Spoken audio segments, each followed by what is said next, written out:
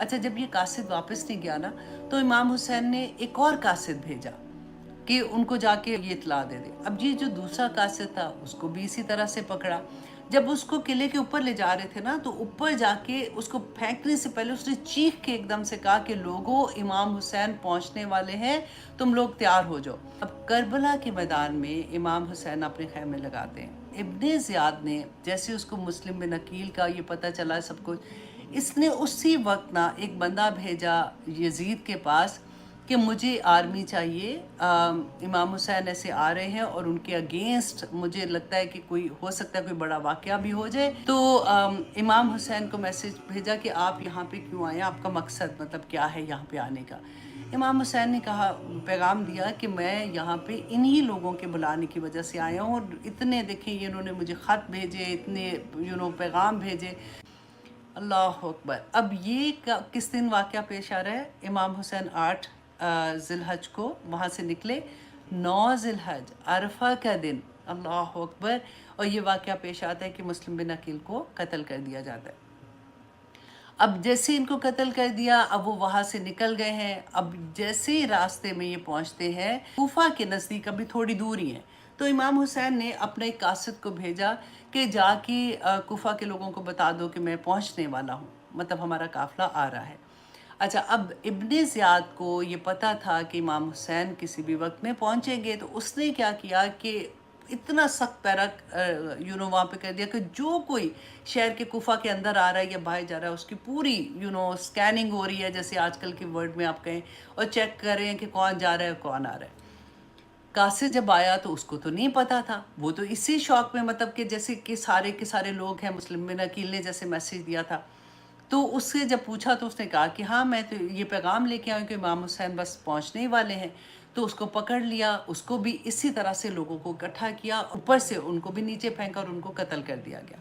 अच्छा, जब ये कासिद वापस नहीं गया ना, तो इमाम हुसैन ने एक और कासिद भेजा कि उनको जाके ये इत्तला दे दे। अब ये जो दूसरा कासिद था उसको भी इसी तरह से पकड़ा। जब उसको किले के ऊपर ले जा रहे थे ना, तो ऊपर जाके उसको फेंकने से पहले उसने चीख के एकदम से कहा कि लोगों, इमाम हुसैन पहुंचने वाले हैं, तुम लोग तैयार हो जाओ। अब वो उसको नहीं पता था कि सारे के सारे लोग इतने बदल गए हैं। उसको ये था कि इब्ने ज़ियाद ने ऐसे करा है, लेकिन लोगों को मैं इन्फॉर्म कर दूं ताकि ये लोग अपनी तैयारी कर लें। उसको भी कत्ल कर दिया गया।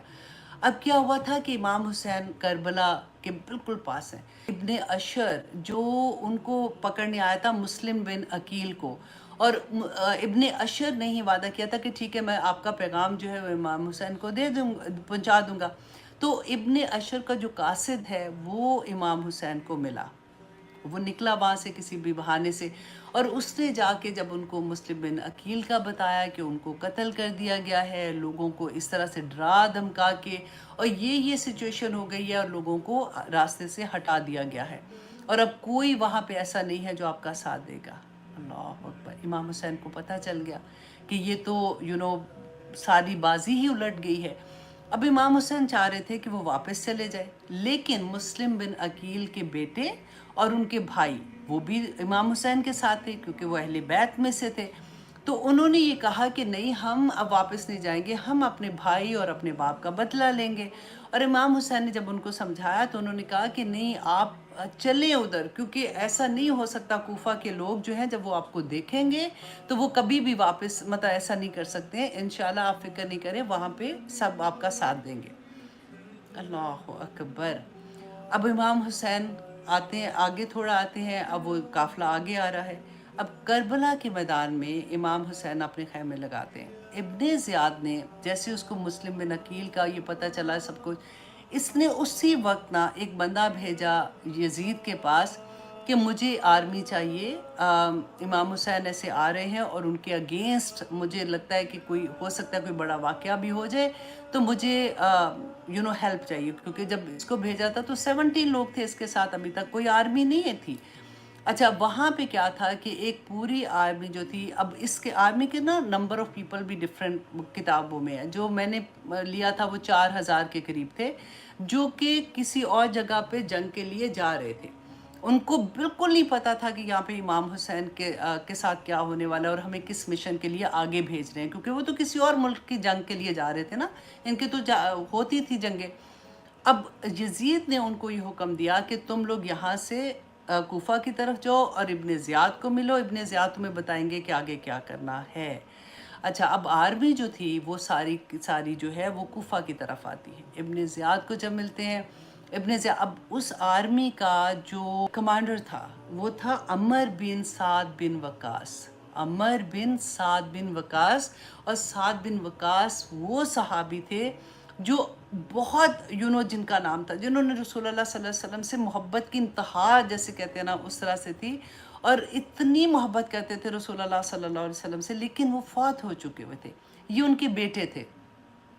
انہوں نے، اب ان کا مقصد نہیں تھا، لیکن کیونکہ اب یہ کمانڈر بھی تھے آرمی کے، ان کو جیسے حکم اب ملا تو امام حسین کو میسج بھیجا کہ آپ یہاں پہ کیوں آئے، آپ کا مقصد مطلب کیا ہے یہاں پہ آنے کا۔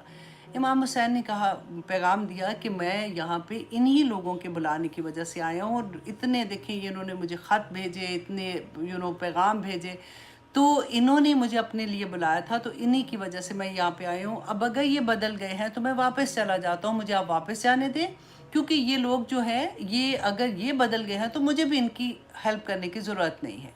اچھا، اس نے عمر بن سعد جو تھے، ملٹری کمانڈر جو تھے، اس نے یہ پیغام، اب یہ کیونکہ بات کہاں پہ ہو رہی ہے، کربلا میں، اس نے یہ پیغام کوفہ میں بھیجا ابن زیاد کو۔ ابن زیاد کتنے سال کا ہے؟ 28 سال کا۔ اللہ اکبر، اس کو پیغام بھیجا، ہی واز ویری ایروگینٹ۔ اس نے کہا کہ نہیں، بالکل بھی نہیں، یا تو ان کو کہو کہ بیعت کریں گے یا پھر میں ان کو ایسے واپس نہیں جانے دوں گا۔ اور اس کے بعد انہوں نے جب پیغام لے کے امام حسین کو یہ پیغام دیا، امام حسین سیڈ کہ میں 3 چیزیں آپ لوگوں کے سامنے رکھتا ہوں۔ نمبر 1 یہ کہ آپ مجھے واپس جانے دیں، میں کوئی مطلب لڑائی نہیں کرنا چاہتا ہوں، میں کچھ نہیں کرنا چاہ رہا ہوں، میں اس مقصد کے لیے آیا بھی نہیں ہوں، میں واپس چلا جاتا ہوں۔ اگر تم مجھے واپس مکہ نہیں جانے دیتے ہو تو نمبر 2 کہ مجھے یزید کے پاس لے جاؤ، میں یزید سے جا کے خود بات کرنا چاہتا ہوں کہ جو بھی ان کے اپنے کنسرن تھے۔ اگر تم مجھے یزید کے پاس بھی نہیں لے کے جانا چاہتے ہو تو تیسری یہ بات ہے کہ مجھے پھر تم میں کہیں بھی چلا جاتا ہوں، اور میں اپنی خاندان کے ساتھ وہاں پہ اپنی زندگی گزاروں گا اور میں عبادت کرتا رہوں گا۔ تو یہ تینوں چیزوں میں سے جو بھی تم کہو گے میں ماننے کو تیار ہوں۔ اللہ اکبر، کہتے ہیں عمر بن سعد جو ہے نا وہ خوش ہو گئے اس بات سے، انہوں نے کہا کہ چلو یہ معاملہ یہاں پہ ختم ہو جائے گا۔ جب وہ پیغام لے کے ابن زیاد کے پاس گئے، ابن زیاد نے کہا کہ بالکل نہیں، مجھے کوئی بات نہیں سنی، یا بیعت کریں گے یا پھر ان کو جنگ ان کے ساتھ کرنی پڑے گی۔ اور اس کے ساتھ اس نے شمر کو بھیج دیا، another ظالم۔ اب یہ ہے 9 محرم کا واقعہ، ٹھیک ہے۔ 9 محرم کو جب پتہ چلا امام حسین کو کہ یہ کوئی بات ماننے کو تیار نہیں ہے اور اب کوئی اور راستہ نہیں ہے، تو 10 محرم کو صبح کے وقت میں آپ دیکھیں کہ کتنے لوگ تھے وہاں پہ۔ امام حسین نے 9 محرم کو بھی جتنے لوگ تھے، کیونکہ جب وہ مکہ سے آ رہے تھے نا کوفہ کی طرف، تو راستے میں بھی لوگ ان کے ساتھ کچھ ملنا شروع ہو گئے تھے، تو انہوں نے سب کو اکٹھا کیا اور ان کو کہا کہ دیکھو تم لوگوں نے میرے ساتھ بیعت کیا ہے، میں اپنی بیعت کو اٹھا رہا ہوں، تم میں سے جو جانا چاہتا ہے جا لے، کیونکہ اس وقت تو فرق بات تھی نا، تو اس وقت کیونکہ جو سچویشن ہے اس کے مطابق میں اب آپ لوگوں کو اجازت دیتا ہوں، میں تم لوگوں کو مڑ کے بھی نہیں دیکھوں گا، جو پیچھے سے جا سکتا ہے وہ چلا جائے، میرا کسی کے اوپر کوئی گلہ نہیں ہے۔ تو آخر میں پتہ ہے کتنے لوگ، کہتے ہیں 70 سے 80 لوگ صرف رہ گئے، ان میں سے زیادہ تر تو اہل بیت تھے، اور کچھ ایسے تھے جو ان سے محبت کرنے والے کچھ بچے تھے، کچھ عورتیں تھیں اور کچھ بچے تھے۔ اچھا، اب 10 محرم کو صبح کے وقت میں یہ آپس میں ان کی لڑائی ہوتی، ادھر 4000 کی فوج، اور ادھر دیکھیں، اور اس سے پہلے آپ دیکھیں 3 دن پہلے سے پانی بھی بند کر دیا گیا